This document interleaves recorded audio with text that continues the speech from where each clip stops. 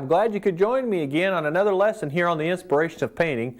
Now what we're going to talk about in this segment is something that's very, very important to those of you, especially beginners, that have never had any formal art training. In fact, most of you that watch the program, either this show or the PBS show, have not had any formal training. It's just things you've picked up from here to there or from other teachers or from my show or whatever.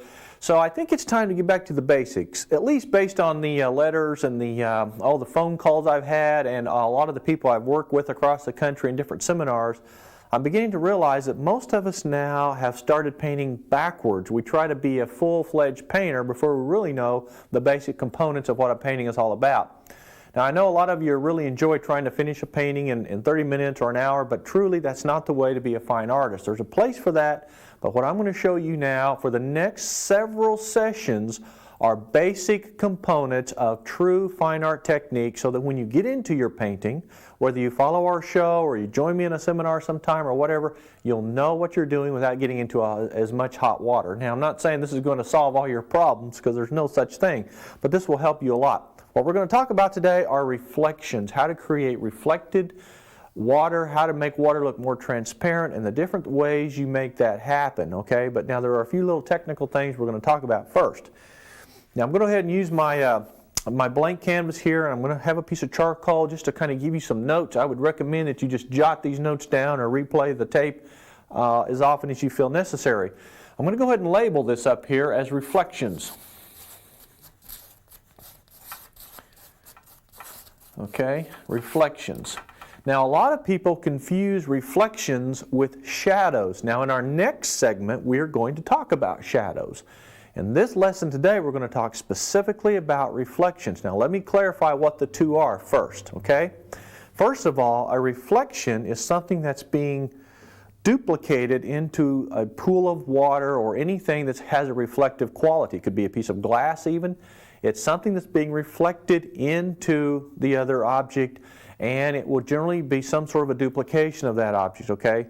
Now a shadow is something that's being cast on another object from the sun. So when I teach a lot of classes, I see a lot of people get confused, even though it seems pretty basic, about what the two are. Now, also one thing about reflections is important, so jot this down on your notepad. Reflections never change with the direction of the sun, so that you'll understand there is a difference. They are constant. The only time a reflection will ever change is when you move your focal point. In other words, if you have a log, and we're going to do some little illustrations here in a minute before we get into some of the painting parts of reflections, you can only change the direction or the angle or the height or the clarity, in fact, of a reflection by where you're standing, okay? Also, a reflection's clarity and its reflective quality has a lot to do with the atmosphere that surrounds you. Now remember that water has a lot of reflective quality in it, so it's going to pick up the colors that's around it. So if you have a real clear, clean, bright, sunshiny day, you're going to most likely reflect the blue sky and the clean colors of the trees, the rocks, the buildings, or whatever it is that's being reflected. On a gray day, you're going to have grayer water.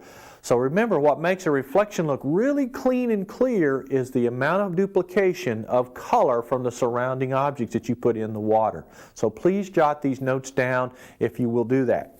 Let's go ahead now and talk about some of the more serious problems that people face with reflections. Let's start with a pool, first of all, and let's just go like this. Let's just sketch in.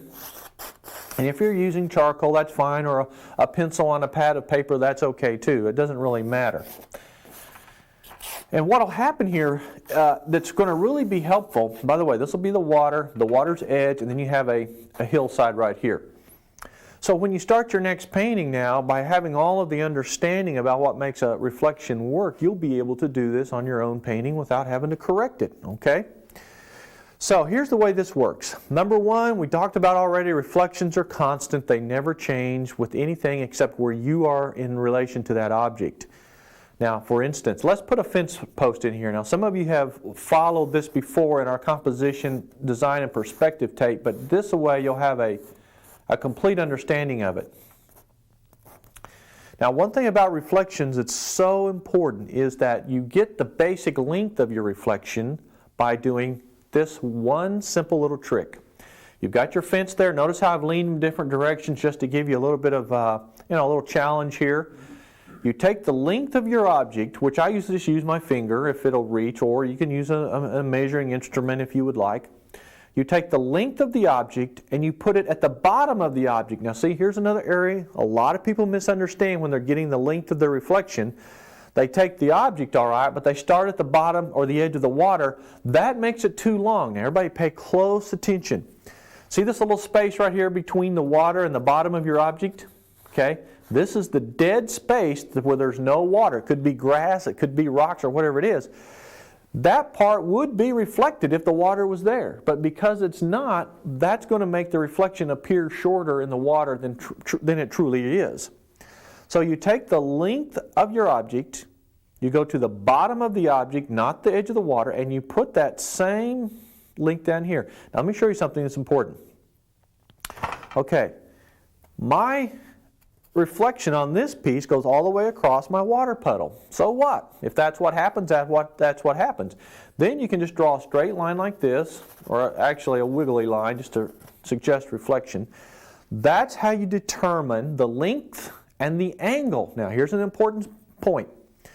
Your reflections will always in the water duplicate in exact form the object that's being reflected. For instance, if it leans to the left up here, it's going to lean to the left here. Now I hear the comment all the time, well, reflections do just the opposite. Well, it appears that way. It's an optical illusion, folks, but it's not that way.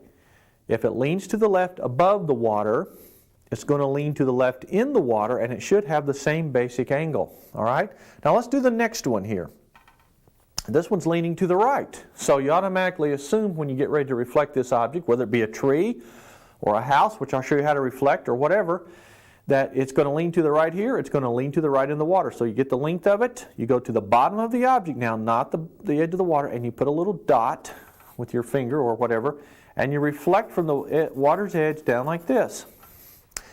Now, the reality is, if you had water there, remember, your reflection would be that length, but because you've got this dead space here, okay, it's going to appear shorter. And of course now, as we recede into the distance, your your objects, they get shorter, they get smaller, they get closer together and less intense in color. So all those same components have to fall in line with the water. So now we take the next one, which is pretty much straight up and down. We go right below. There's your next one. Now see, it's a little shorter, but it's also getting shorter up here. The next one, slightly here, it's angled slightly, a little bit of it. And then this one. Oh, that one just not even, just barely tip of it showing. So when you get to this fourth one or the fifth one and on back, you actually lose the reflection, okay? So please remember, folks, that you're only going to reflect what will actually fit into the water, subtracting the dead space.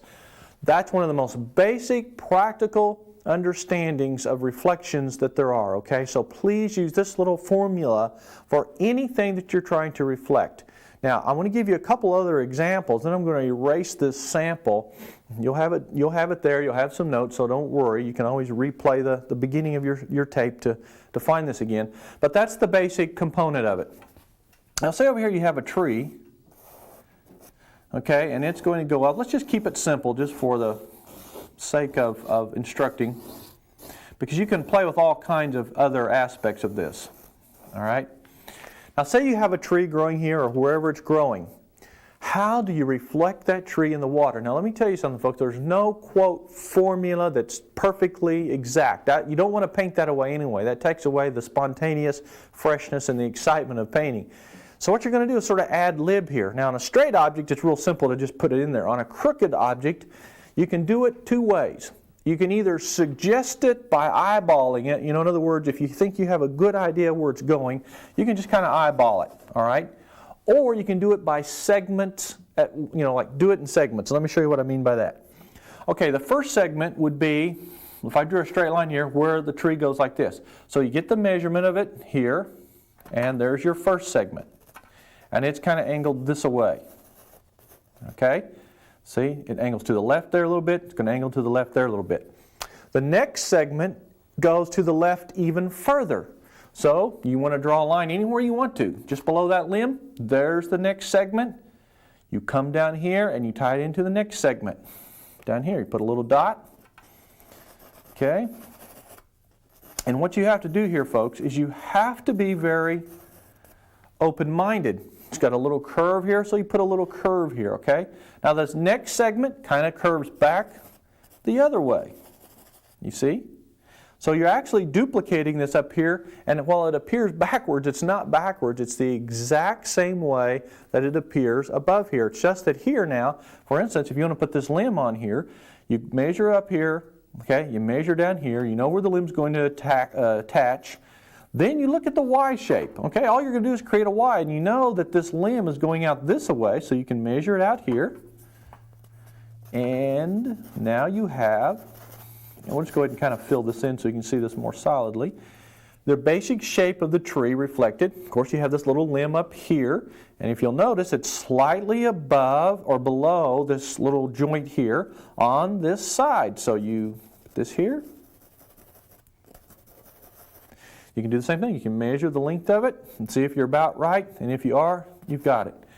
Now you see, those are basic little things you learn to use. It's a little more complicated when you're using a crooked object as opposed to a straight object, but I wanted you to see how that works so that you'll understand how to get your reflection started. Now it's a little different when you do a building or a house. Now I'm going to show you quickly how to do that. And then I'm going to fill in this thing with some water and show you just how to create reflections using the paint, okay? But you understand now, folks, you've got to know the basics first before you can ever become a painter, all right? So that's what I want to teach you, is how to be a good, good technical person before you ever start painting. All right, I'm going to take a paper towel, which, by the way, is another thing in itself. The beauty of using this soft vine charcoal is now all you have to do is take a little water, wipe this off, and you've got a blank canvas again. So if you ever are sketching something that you don't want to have there, just a little paper towel and some water, and you can take it off.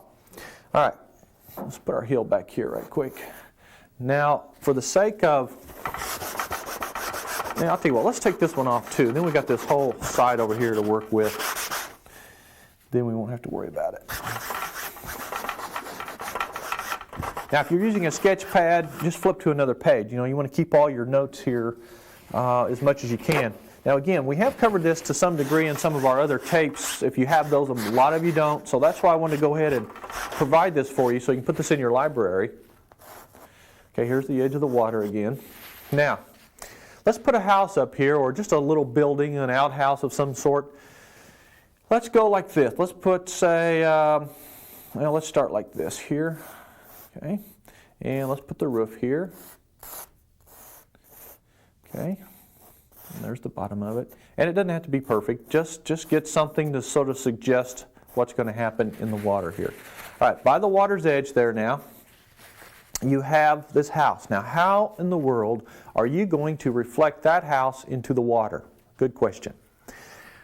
The little trick that I showed you when we began the show is exactly the same thing that you do here. You find the length of your sides, okay? For instance, let's start right here. Here's the first corner of the house. You find the height of that corner, you go to the bottom of the house, and you put a dot right here. Okay? I can tell you right now we're going to run out of water, so I'm going to make the water bigger. In fact, we won't even show it, because I want to make sure that you understand how the reflection looks. So, you know, you could run out of water and not have the other side of it, but let's just play like this whole thing is water here, okay? All right, so here's your first line. So you squiggle that in. Now notice you've got the dead space, just like you hit on the fence post there, so you're not going to show all of it.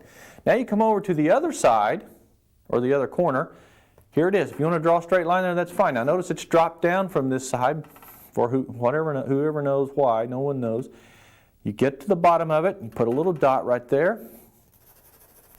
So you have that exactly duplicated. Now you come over here, measure the height of this, down to the bottom. Okay? Now it's as simple as connect the dots. You know that little dot game that people play called connect the dots? Well, basically that's all you have to do at this point. Now, first of all though, you got to get the height of the peak of the roof here. So you go from the bottom if you drew a straight line, for instance, across, that's parallel across the bottom of the house, you go right straight up, get the point. Okay, go right. In fact, I'll tell you what, let's make it easy for you. Put a little dot right there. Try to make sure that it's right in the middle, lined up. And again, we're just ad-libbing, okay? So we do that, we go to the bottom of the house with the height. There's a little dot right there. Okay, now you connect the sides to the dot. Now there's the peak of your roof. Okay, now here it's really quite simple. You don't have a whole, this line is not in existence here really, per se, so you don't really have to have it. If there is a line there, you can put it there if you'd like to. Now you can come over here on this side. You want to get the height of this part of the building, okay, which I like to do. Okay, you come to the bottom of it, put a little dot right there, and there's that side. Okay. Now it's pretty easy because all you got to do is connect this line with this line. It's obvious, you can do that. Now you can either do this by, just by looking at it, or if you wanted to, you could put another dot. For instance, if you drew a straight line down from the end of that, down here, find out where your point would be. You measure it like this. Okay, you go right to the bottom of it, you put your dot right there. Now that gives you the connecting dot that makes the roof look complete, which everyone, realizes you have to have. So here you connect this dot, which is this side of the roof. Then the top of the roof, you connect this dot. There's the basic shape of your building, all right? Now all you got to do here is connect this one to this one. And if you did erase this line, so it's not confusing to you, you have an exact duplicate of the house, creating a nice reflective look, and you've got it correct, okay? So now what happens here, when you stand back and look at it, it looks reflected correctly. So many of us lean our reflections the wrong way, or we make them too long or too short, and they absolutely make your painting look out of whack, okay? Now, if you want to add the little lean-to shed, you can do the same thing. So how in the world do you do that? You get the length of your post right there. You come right below it, just like this. All right, you put that in here. You have one over here, it's right here. You kind of connect that, all right? You connect this, and you connect this. And then all you got to do is connect this to this, and this to this, and that's how you get that in there. Because all it does is connect back up to these corners up here, all right? Or maybe a little bit lower. Actually, it connects right there.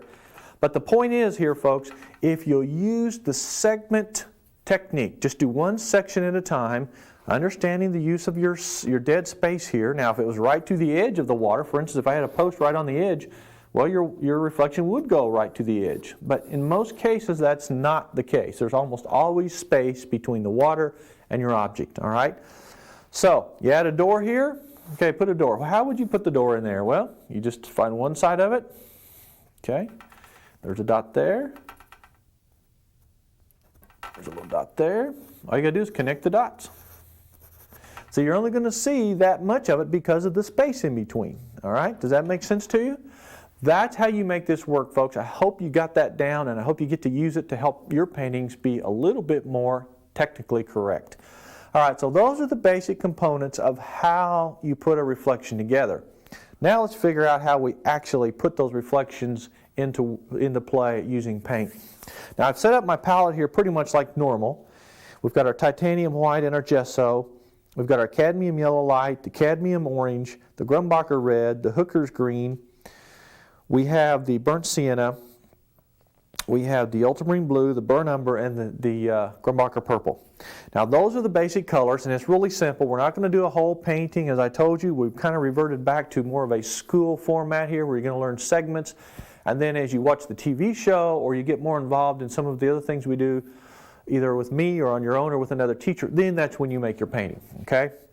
All right, now let's go ahead and erase some of this.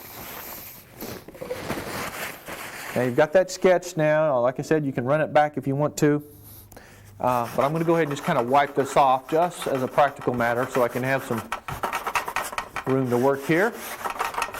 And I'm going to show you some tricks for painting this. Now I'm not going to make this real clean, but you can if you want to. It doesn't bother me to have it just a little dirty. Now very quickly I'm going to show you something here. I'm going to take and just do a little section of a sky here, okay? So I'm going to go ahead and gesso this. And I'm just using whatever brush I have. If you want to use your Yarnell Hake brush, which I think I'll switch to here. Just a little water on here. Move this out of the way.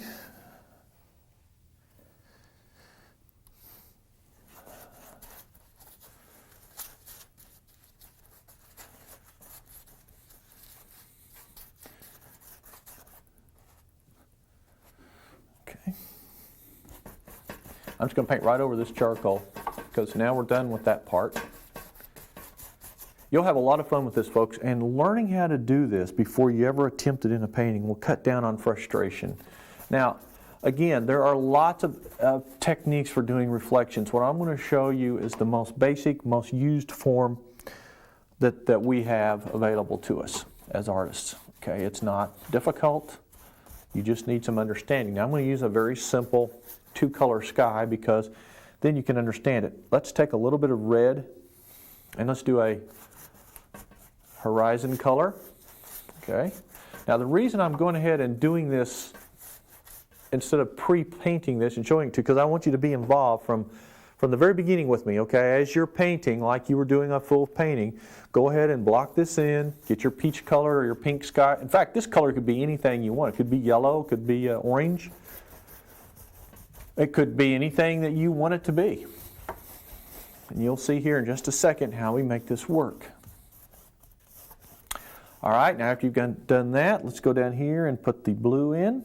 Let's take ultramarine blue, add a little touch of purple if you'd like, but let's keep it pretty simple so that we can understand this a little bit better.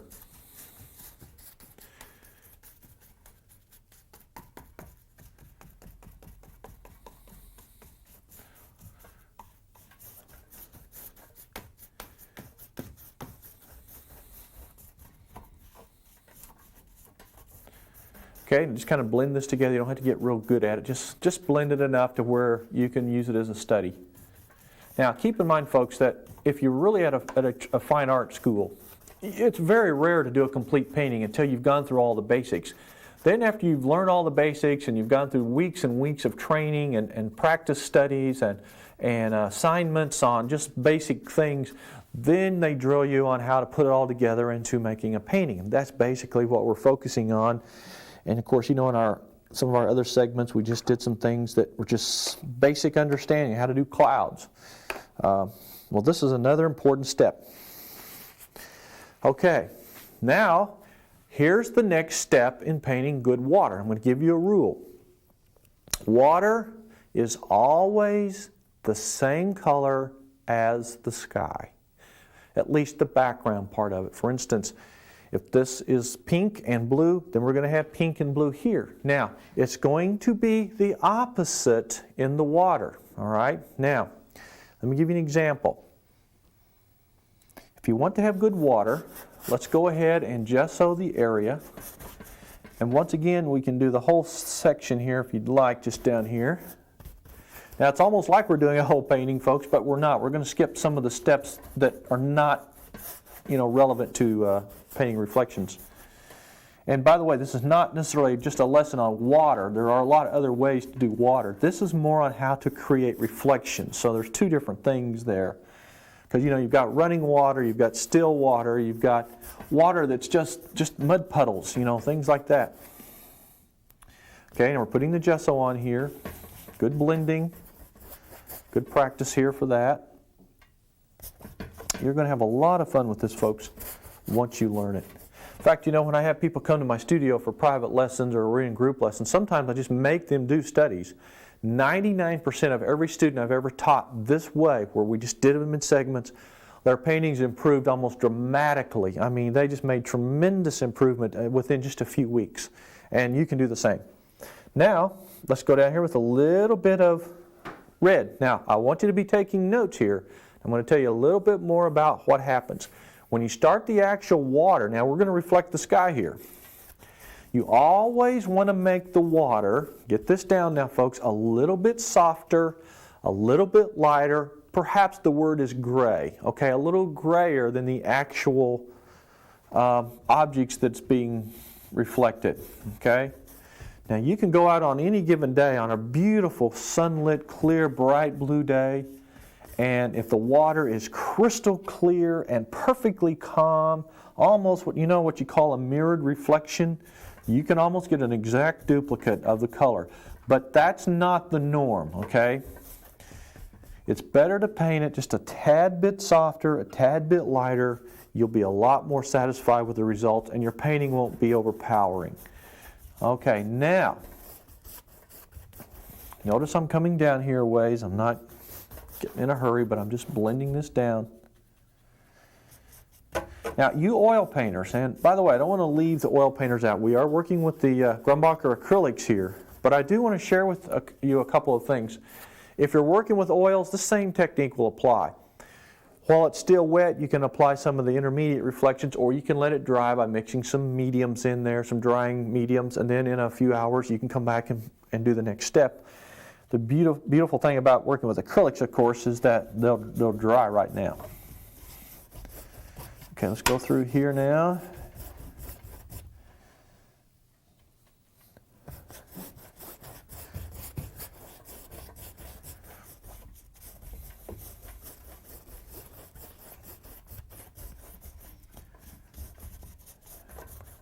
Blend these together. So see, you're creating a similar effect here, and already, just by virtue of the fact that you're duplicating the colors opposite, you already have somewhat of a water type effect. Okay? So that's the basic component to getting the underpainting for water. So if this were a gray color or a purple color or whatever color this is, you go ahead and do your basic underpainting for water using those same colors, okay? Even though it's really hard sometimes when it's a gray day to paint gray water, that's what you're going to have, folks. I have literally critiqued many, many hundreds of paintings over the years, thousands in fact, judged a lot of art shows, and I will see people with this idea that water is blue, and so irregardless of what color the sky is, the water comes out blue. That's not true. Always remember that your water picks up all of the colors that are surrounding it, specifically the sky, and of course trees, hills, rocks, water, whatever else you have in there.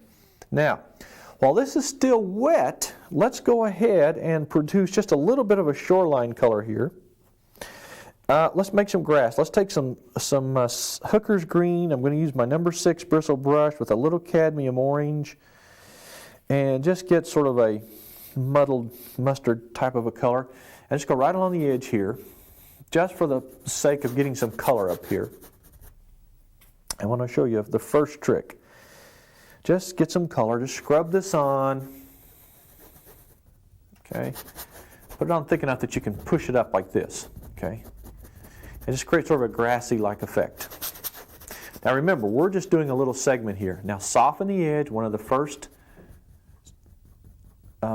little tricks or techniques is to soften your edge. See, I'm softening, kind of blending it into the water just a little bit. Don't do too much. Now, while this is still wet, you need to do this. Now, remember the 3 P's. We haven't talked about those in a while. Don't piddle, play, or putter. Now, I'm not going to get into all the technical aspects of creating the form of the water, but I am going to say one thing. You always want your water to look flat, and the way you make water look flat is by, you pull out little horizontal lines parallel with the top and the bottom of the canvas. Every time you move to a different direction or you go up around a corner, don't just make a rounded shape, because then it looks like an aerial view. You always use these little, I like to call them little appendages. They sort of stick out, but see, they're parallel with the top and bottom of the canvas. This makes the water look flat, which also will add some to the reflective quality of it. Okay, so there's your water's edge. You don't have to get too carried away. All right, just making sure you have something to work with here. Now, while that's still wet, you've got 2 options here. You can let it dry, and we can use a dry brush technique, which we're going to do some, or you can use a little bit of the wet on wet technique, which the oil painters will use. The wet on wet technique is like this. You use it just right now while it's wet. You pick up some of the color, and you drag it down like this in the water. See, this is called dry brushing. Touch more orange in there, and I'm just skimming the surface, just going to put a little bit of the color up in here.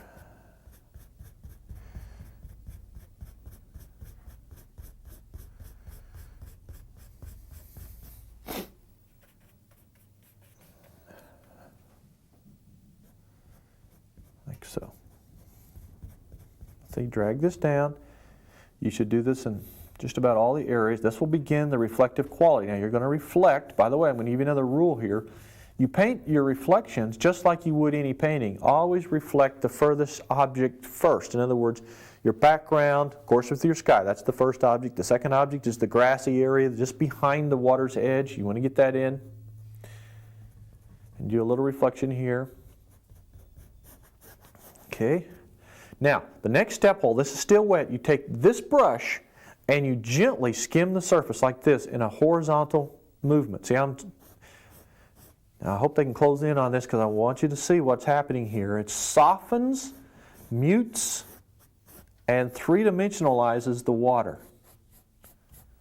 See how it blends and sort of blurs the edge? Okay, that's the first step in creating good reflective water, just by simply blurring it, softening it. Remember what I told you earlier. This color that you reflect is a little softer, a little lighter, perhaps grayer than the objects above it. So see, we've got a softer, lighter color than this for this part. We have a softer, lighter color than this for this part. So it makes the water look a little wetter. Now, the next step is to establish the shoreline, okay? And when you establish a shoreline, doesn't matter if you're doing a large body of water, doesn't matter if you're doing a little mud puddle in the middle of a dirt road, which that's sort of my forte, you might say. I love mud puddles. But what's going to happen now is we're going to come across here. Let's just take a little bit of burnt umber, maybe a touch of purple, maybe a little burnt sienna, and just get the darker colors here. And just sort of scumble or smudge like this. Sort of a broken shoreline, just very loose and free.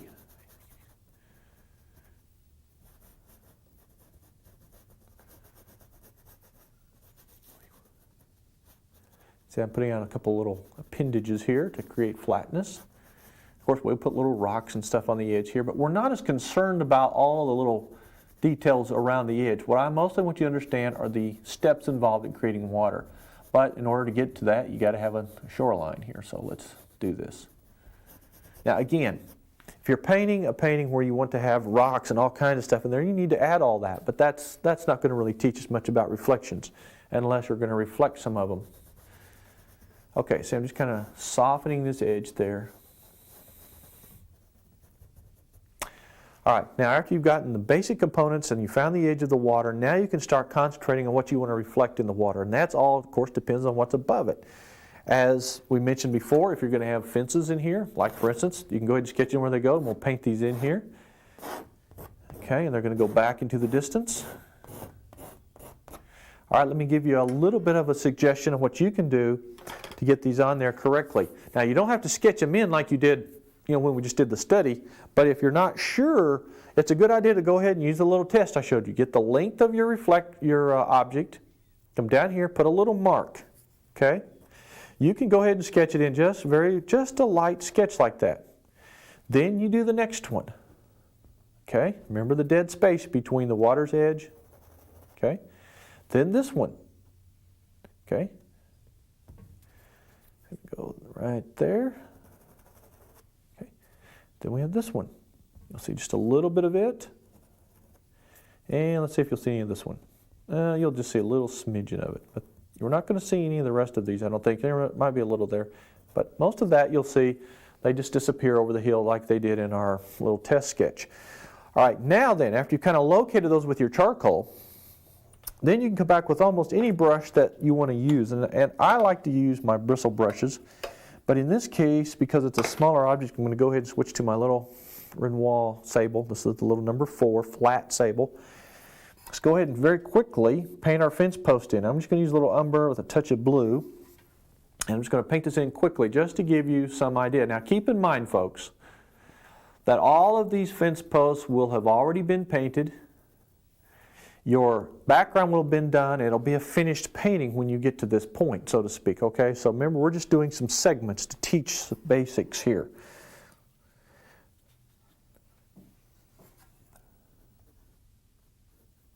Okay, let's go ahead and just kind of get these blocked in very quickly, and then I'll show you how you reflect them in the water so that they're effective in your painting. Okay?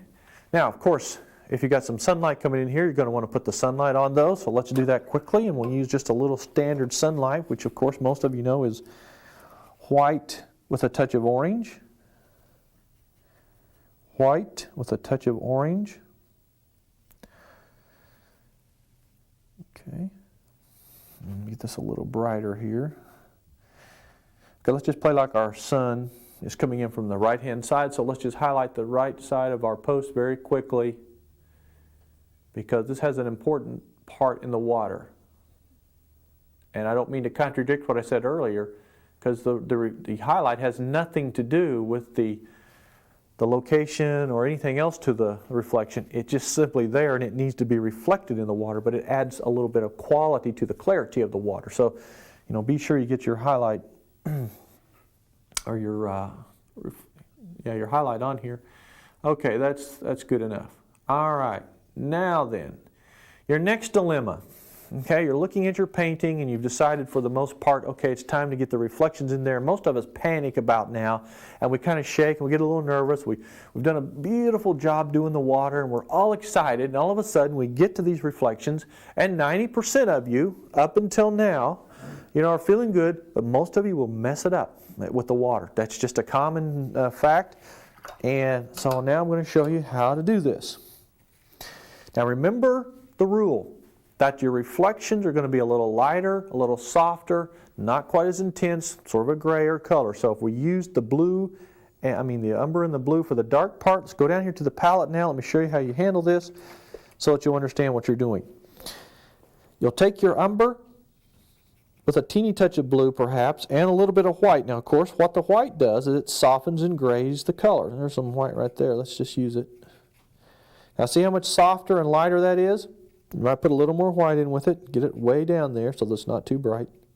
Then come back up here to the fence posts, and you wiggle just like this. Very dry brush, just skim the surface of the water. Now you see there's two things that happen here when you do this. Number one, you create a very nice sort of it's almost got a little windy effect. But by leaving some space coming through, it already looks like the water is rippling through the image. That's what creates that nice reflective look. Then we do the next one. Now, if you're a little, have a little problem, use your steady rest. I just made a bird there. Let's wipe him off. Okay. Now make sure it's not too wet so it won't bleed.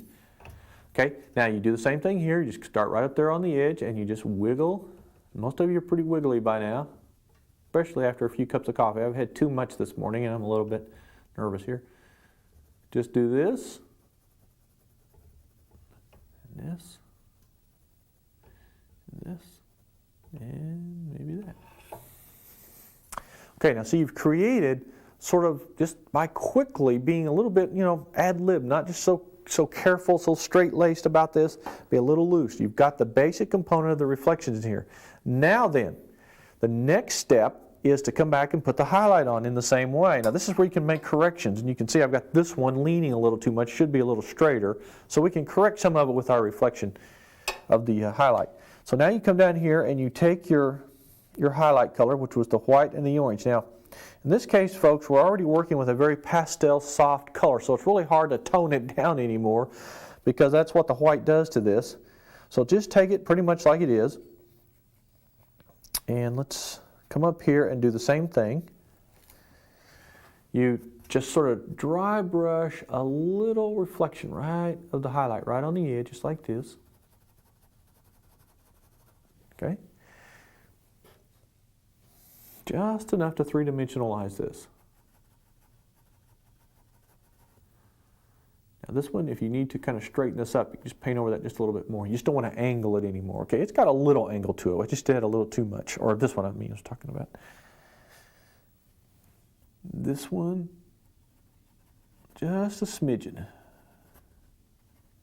Now you see already just by adding that little bit of a highlight, it adds a little sparkle to the water as well. So you're creating one more wet effect every time you do a step. I'm going to put this one just a tad bit brighter right through there. Okay. And you see already how nice and reflective that is? That's so beautiful, folks. And it's the same technique you use if you're doing trees, if you're doing buildings. Doesn't make any difference what you're doing. All right, now then. What you're going to do now is I almost always, on the shoreline, after I've got my object reflected, I usually come along the edge like this with some little choppy, broken lines, just like this. Now just watch how I'm doing this.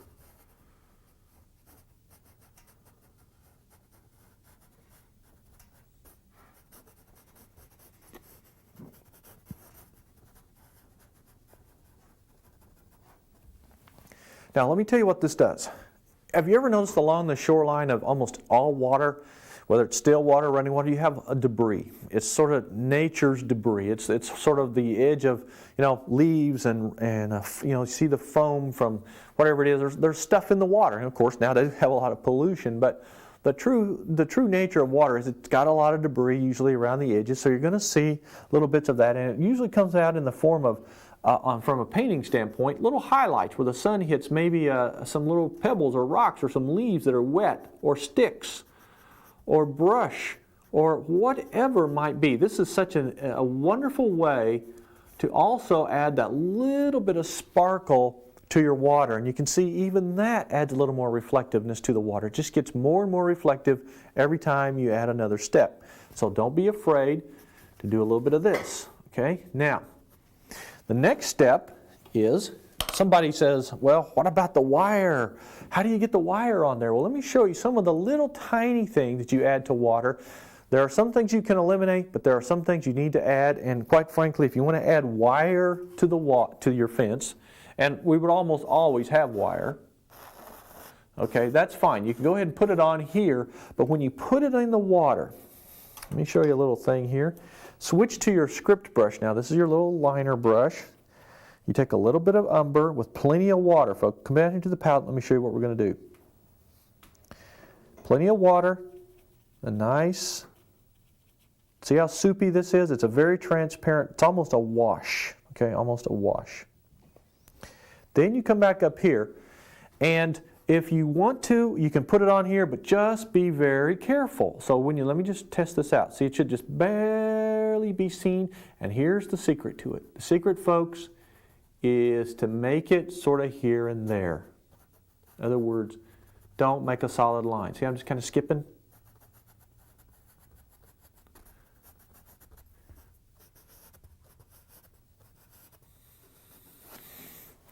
Now that also adds to the reflective quality of the water. Anything you add that picks up something above will add more and more reflective quality to your water. Okay, please remember, and I can't stress enough, that everything that's reflected in the water is a lot less intense in color than what you put above the water. Okay.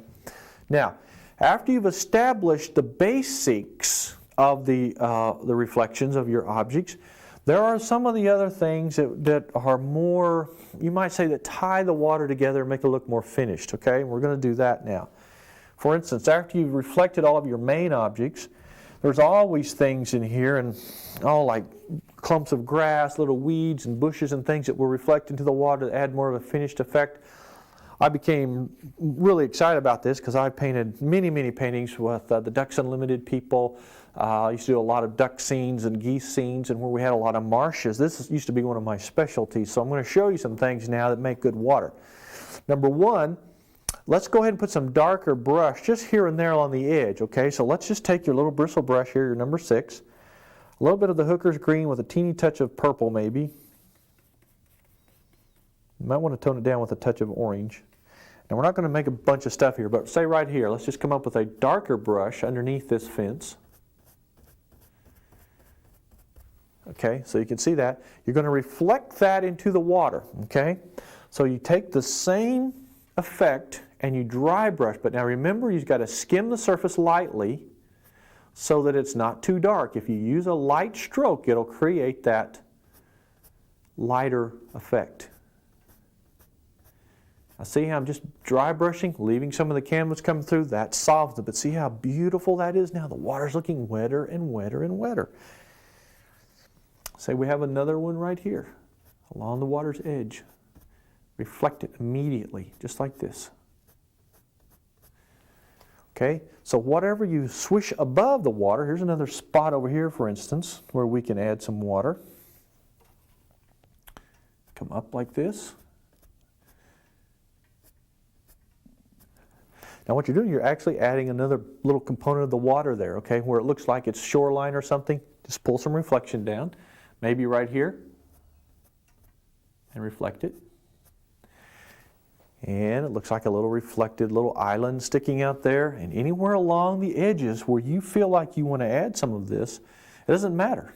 Just put in a little clump and then dry brush down in the water, like so. That starts creating not only more reflection, but that gives you the contrast that's really needed to create the depth within the water. Okay, that's an important thing. All right, now another thing or two here that's kind of fun. After you've established some of the intermediate reflections and so forth, there are some areas in the water, of course, that are a little closer to you that will require a little stronger reflection, and that's what we're going to do now. And let's just say, for instance, right here, I want to come right like this. And I have this little island here, all right? Now, I'm not going to get carried away with this, folks, because I just want to show you the basics, but it's a really important step, and it's a lot of fun. Take your same brush, your little number 6 bristle. Let's take the Hooker's green again with a little burnt sienna, perhaps a touch of purple. And what I'm going to do here is go ahead and just kind of scumble this in. I'm going to go ahead and pull it up and make grass out of it. Let's see. Now, what I want you to do here, let's just do a little section. We don't have to do this whole thing. Get that just a little bit wetter, not too much. Pull this up and make nice little clumps. There you go. Okay. Now, as you come out into the water, you create these little peninsulas or little islands. Watch how we do this. Now, it's got to stay parallel, with the top and bottom of your canvas. Come out here like this. Now, see, I'm coming out. Skip a spot, leave a little water coming through. Another spot. Maybe this one's a little bigger. That's the edge here. Now this is where where the grass, the water's kind of shallow on the edge, and you've got the reeds and the water, different kind of water grasses. And then right below it immediately, as soon as you put it above, you immediately pull it down like this.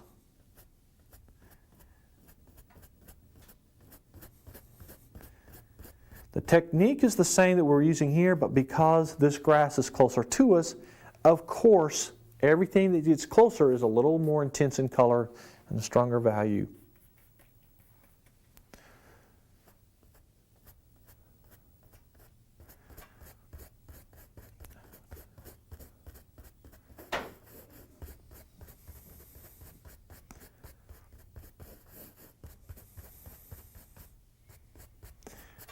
Okay, so everywhere you put a little clump of something, like if I want to do it again right here, you get a little bush. Now, just by itself, it looks pretty stupid. But when you put the reflection down in the water, all of a sudden, it looks like something. It looks like a clump of grass on the edge of the water. Now, let me show you a little secret here. Did you notice something that's very, very important? When you pull the clump of grass up here, and then we put the reflection in here, what did we do? We left a little tiny spot between the water's edge and the object itself. Now we added it up here, but here it was easy to just leave it. Okay, now if you happen to merge the two together a little bit too much, you can always come back and do what we did up here and just add a little bit of the white, and it'll look like the water's kind of floating through, and that separates the ground from the water.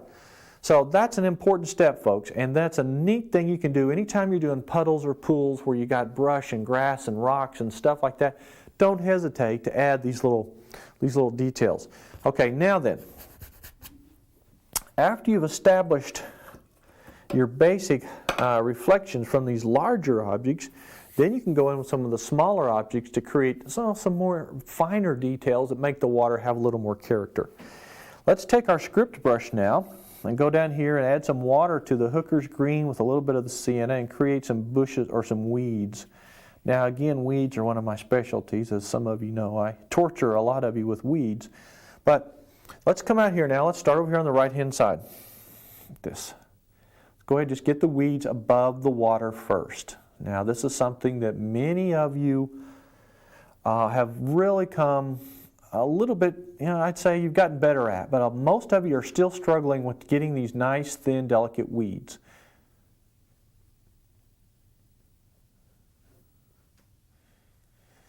Okay, so I'm going to put some out here, and then I'm going to show you some neat little tricks that are really a lot of fun.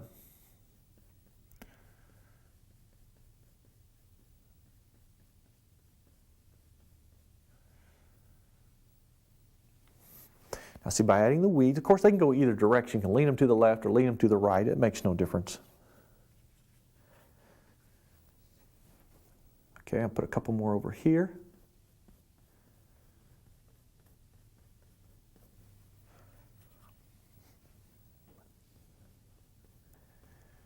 Now, after you've got the weeds up above the water,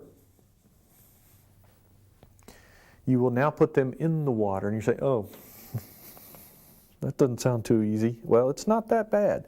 Just add a little water to your paint. And all you're going to do is sort of suggest this, folks. We're not trying to create perfect patterns or duplications of these weeds. That's not important. We want sort of to, fool the eye, okay? We're going to create an optical illusion. So all I do is I get in here and go like this.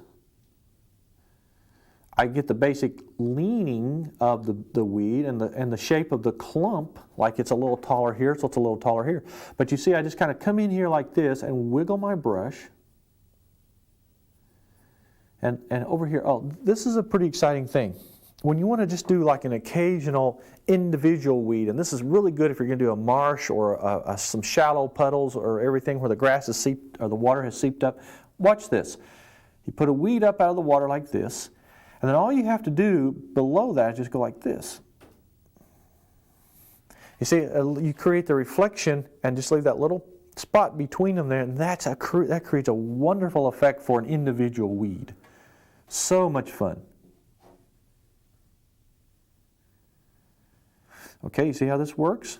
Now that's exciting. Now, it doesn't matter if you've got some up here, you may have some up here. You want to reflect those into the water. Anything that's reflected in the water now, be sure that you get in there. If you had a tree over here, you want to reflect that. And I can show you just a little bit about that here. We're going to try to get part of a tree reflected right there. So let's go over there now. And let's take our let's just take our little sable brush here. I'm going to take a little burnt umber. And I'm just going to go ahead and block in this tree here. Now, many of you have seen me paint trees dozens and dozens of times on all of our shows. This is not going to be a finished tree per se. This is just a tree, just to show you reflection techniques. Okay. Now, here's one of the neat things about trees. Kind of like the weeds, you don't have to be as precise. Now, see, with a fence post, you have to be fairly precise. You can't change the format of the fence post too much because it's visually, the impact is there. I mean, you see it only one way. When you look at a tree or a weed that has a lot of movement to it, a lot of different angles and so forth, your eye gets sort of lost in the design of it, so it's not as important to be as accurate. So here's what I do when I'm doing this. Sometimes I will take my charcoal, and of course we can use a little segmented technique for finding the location if you want to, but the important thing here is I just kind of scratch in the basic shape of it. This. Okay. Now you take your color. I'm going to add a little white to it to soften it. Remember, we're going to soften the color. So always add a little white when you want to tone it down. Take your brush like this. And you just sort of suggest, like we did the weeds, the fence post, where this is at. Kind of get it in the water like this. This kind of comes up here. And then if necessary, you take your script brush and you do the same thing we did with the weeds. Now, you have to tone that down. See, I forgot to put the white in there. It's got to be a very light, soft color. Okay? And just sort of squiggle any suggestions of these limbs in there until you finish it out. Now see, anytime you're finishing, always let it drag out and fade and sort of blend out, okay? Just sort of let it disappear, all right? That's very important. All right, now, All right, you've got all the basic reflections in there. Doesn't matter if it's fence posts, buildings, trees, or whatever. And don't forget, just like the post, you have your highlight. You just put a little highlight on the edge there. No sense in repeating all those steps, but I'm going to show you the final phase, and then you'll have your first really good study on how to do reflections for you to refer back to whenever you get into your finished painting. Now, there's two ways to do this, but I'm going to show you one here, and we will cover this again sometime later. But you'll take a wider brush, like a number 10 or 12 or even a 16 bristle brush, or you can use the Yarnell Hake brush. I'm not going to show you that because that's a little soupy and a little bit more for large masses of water and fog and stuff. But you just take this brush now with a little bit of water, and notice down here on the palette it's a very washy, sort of a transparent wash. Work it well into the brush. Make sure this kind of dried off, so just swish it across here. Then you take it and you just sort of wiggle it, just let the weight of the brush, okay, get some of this off. Come across here like this. Now look, I hope they got this closed in here. It's very important that you see what this does. This softens the reflection and makes it look a lot wetter. Now watch what it does here. See how it let the little ripples of water come out? It softens the color, gives us a much more transparent effect, and makes it look just like, I'm going to say this, wet water, okay? Then you take the edge of your brush, the chisel edge there, and you come along like this with some little tiny horizontal lines to create some more of the debris, and some of the ripples, and some of the things in the water that gives it its sparkle and a little character, okay? And you can put as much of this as suits your painting, and also some of the, if you want it to be a little more sparkly, you can put quite a bit of this in there, okay? Don't be afraid. It's not going to hurt you. It just doesn't matter. It's going to be a lot of fun. Well, folks, I hope you've enjoyed this today. It's been a lot of fun for me. And in our next segment, we're going to cover some more basic components of your painting so that when you get to a finished piece, you'll have a lot more knowledge on how to make it look more professional, okay? Well, God bless you. Stay inspired. I hope to see you again here real soon on another lesson.